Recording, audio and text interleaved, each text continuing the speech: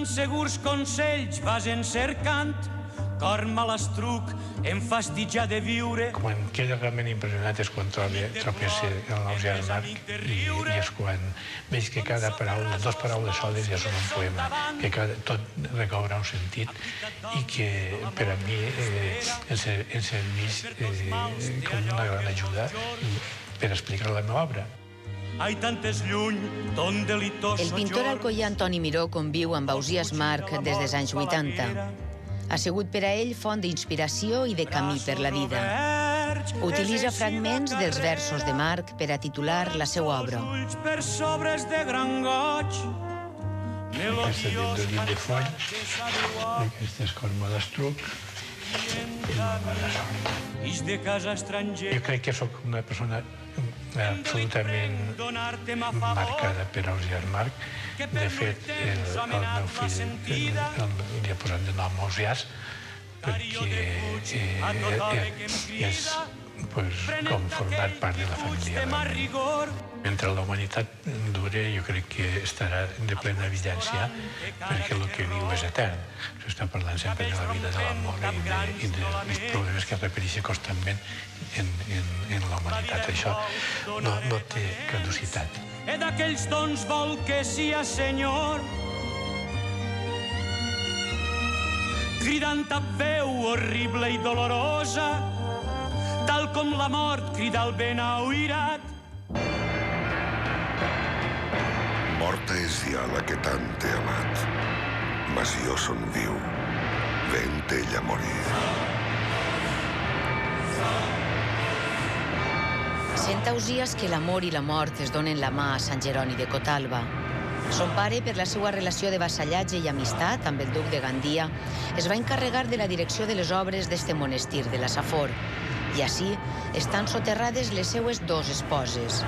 Isabel Martorell, germana de Joanot Martorell, l'autor del Tirant lo Blanc, i Joana Escorna. Cap de les dos li va donar fills. A mi m'agrada dir que Sant Jeroni de Cotalba és el túmul funerari dels amors del poeta. I en la vida de Marc, com que l'amor i la mort són els dos grans temes de la seva obra, podríem dir que Sant Jeroni de Cotalba representa arquitectònicament les dues passions de la vida del poeta, l'amor i la mort. El poeta es queda sol, ningú se salva de la mort. Escriu els cants de mort. No es pot dir amb certesa a quina de les dues esposes els dedica. El que està clar és que patix quan perd l'amada i que és en aquell moment quan l'estima de veritat. La carn vol carn. Qui ama carn, perduda carn, no ama. El 1451, Ausiàs Marc compra una casa a València, juntament amb la seva segona esposa, Joana Escorna. On estava situada la casa?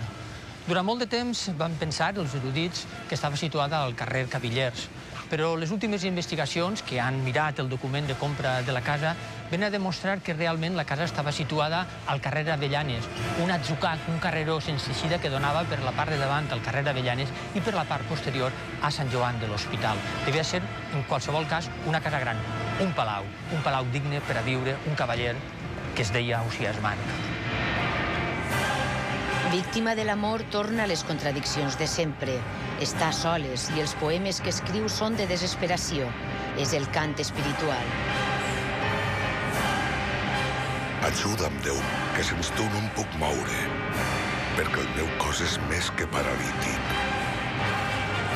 Marc s'ha fet vell, ha perdut dos esposes, té una amant esclava, 5 fills bords, ha sigut processat per diverses demandes amoroses, demana la mort i té por de l'infern.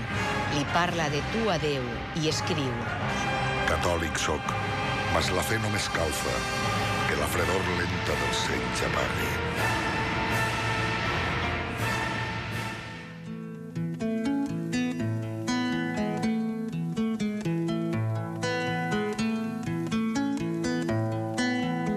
Aquesta és la València d'Ausiàs Marc, la València en la qual passarà els últims anys de la seva vida.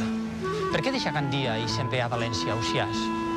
Senzillament perquè és la capital del regne, perquè és una ciutat que creix, és una ciutat alegre, és una ciutat desinhibida. Una ciutat en la qual té amics i complicitats els cavallers, els poetes que el lligen, els poetes que el coneixen. Una ciutat en la qual hi ha la cort de la reina Maria, que també té les seues complicitats i té les seues amistats. I València és també la ciutat on decideix el seu descans etern, ací en la catedral. Hem entrat a la Seu, hem vist la sepultura d'Ausiàs, hem mirat aquell Sant Vicent vell que pintatja com art. Tornem algunes voltes. El carrer de la Mar, el de les Avellanes. Ací estigué la casa on visqué Ausiàs Marc. Ací, de cos present, estigué Ausiàs Marc. De cos present. Jo sóc aquest que em dic.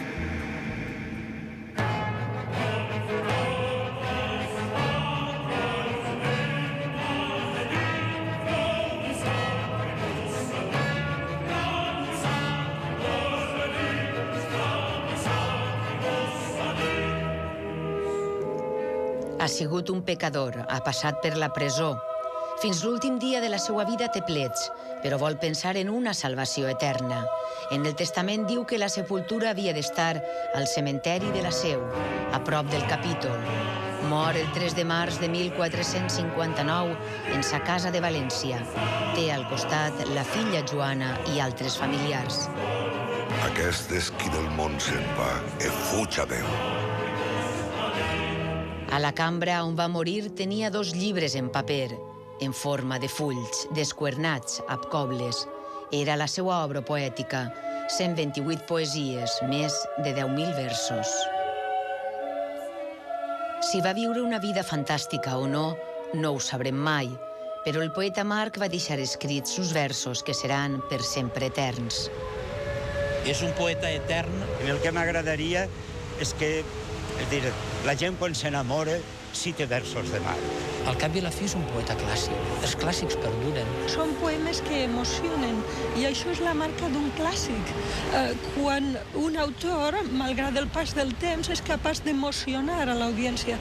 Quan el lector pot llegir aquells versos i dir: tu ets el meu germà, tu sents conforme sent jo.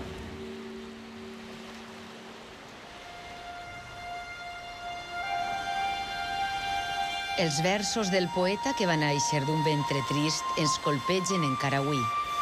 550 anys després de la seva mort, sonen més vius que mai i la seva flama encén el cor de les noves generacions.